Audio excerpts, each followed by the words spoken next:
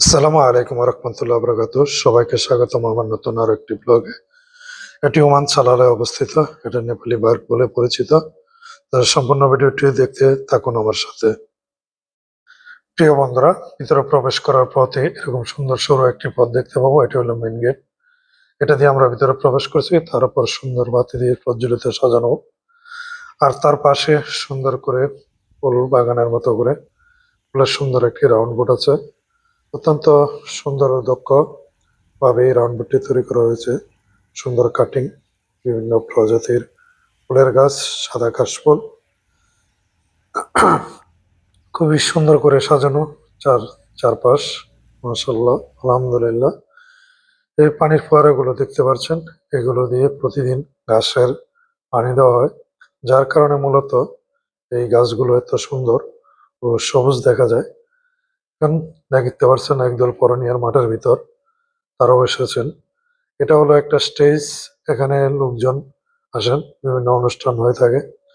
Automatic আর কোনো stage তৈরি করতে হয় না, এখানে তৈরি করা থাকে। তারই পাশ দিয়ে আরো সুন্দর আরো একটি রাউন্ড বোর্ড দেখতে পেলাম। তার সুন্দর ডেকোরেশনটি তুলে ধরলাম আপনাদের মাঝে। আসলে এই পার্কটিতে আসলে মনে হয় যেন আমরা ওমানে নয়, বাংলাদেশে আছি।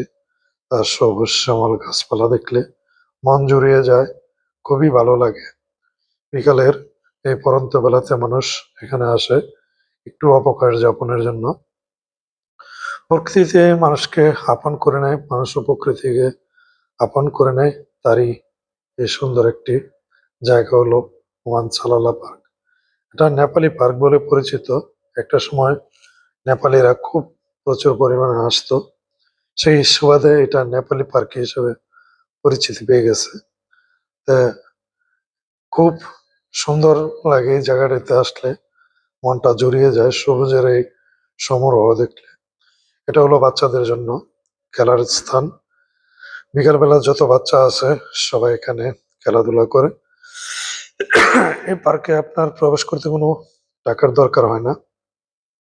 এখানে ওমানি, আপনার যারা পাকিস্তানি বাংলাদেশি ভাইরা আছেন, তারা তাদের সন্তানদেরকে নিয়ে আসেন। পাশে আছে জিম করার সুন্দর সুব্যবস্থা। বিকালবেলা অথবা সকালবেলা আপনারা যখন মনে চায় এখানে আসতে পারেন। লোকজন আসে, ব্যায়াম করেন। খুব সুন্দর সাজানো গোছানো ভাবে তৈরি করা। আর তারই মাঝে সবচেয়ে সেন্টারে অবস্থিত এই কফি শপটি। আমরা সাধারণত যারা পর্যটক আছে সবাই এখান থেকে হালকা ব্রেকফাস্ট করে থাকেন। তারই মাঝে দেখতে পেলাম আমাদের প্রার্থনাগার, মসজিদ।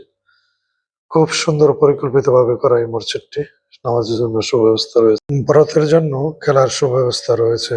দেখেন, অত্যন্ত সুন্দরভাবে খেলার একটি সুব্যবস্থা করে দিয়েছেন। ধন্যবাদ সবাইকে ভিডিওটি দেখার জন্য।